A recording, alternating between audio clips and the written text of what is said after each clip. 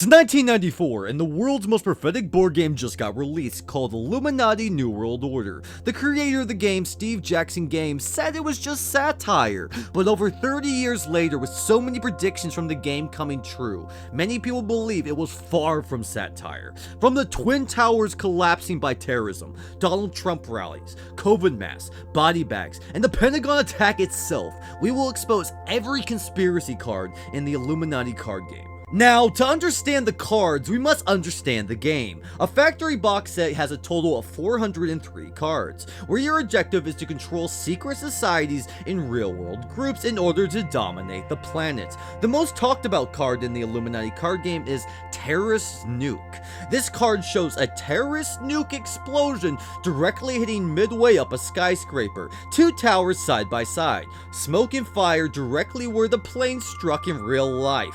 This is the easiest card people question to the conspiracy aspect of this game, because this game was released just 6 years before the very attack, where the card shows exactly what would happen on that day. Then we have the Pentagon card. Same as the Terrorist Nuke card, it shows a bomb attack on one of America's most important landmarks. While you can easily have imagined somebody coming up with the idea of evil forces coming to America to attack famous landmarks in this game, other people still claim that it is not a coincidence, especially with conjunction with the last card. This game, again, came out about 6 to 7 years before the attacks, and they show the Pentagon attack and the Twin Towers attack. Then we have the Charismatic Leader card. A blonde-haired guy in a suit, arms raised high as a massive crowd cheers behind him. And strangely enough, it looks like Donald Trump at any of his rallies, maybe from like 2016 to 2024.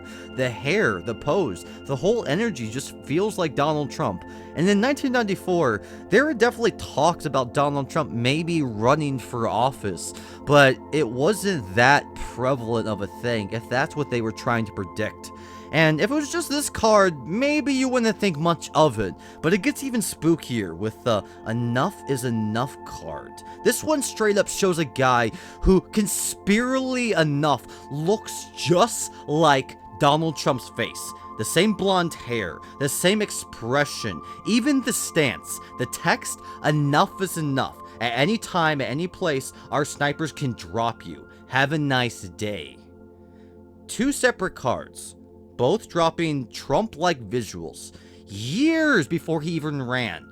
One a rally cry, the other a sniper edge. It hits differently after the assassination attempt, and considering the Enough is Enough card came out in the 1995 Assassins expansion pack. Then we have the Epidemic card and the CDC card. The Epidemic card shows body bags in big bold letters, quarantine, masks, and gloves, showing directly what happened in 2020 when many people died. People had to quarantine, and people were forced to wear masks. And it's not hard to believe that people could predict another pandemic, as diseases have inflicted man for centuries. But the CDC card is a little stranger, as it talks about using biological warfare against another nation. Years before Snowden, there was the Clipper chip card that reads in quote, all government groups in your power structure gain the ability to listen in on phone conversations worldwide, only for legitimate law enforcement, of course. This card shows a direct parallel to what Snowden would later leak about the government listening in on the American public.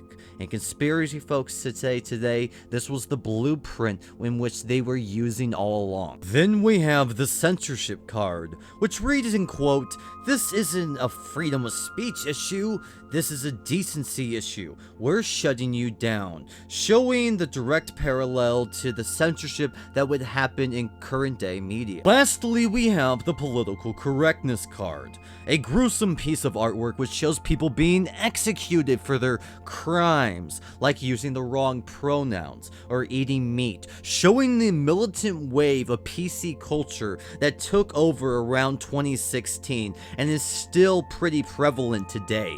Out of the 403 cards, only about 15 to 20 of them the internet really obsesses over. I'll be showing the other ones I didn't talk about on screen now.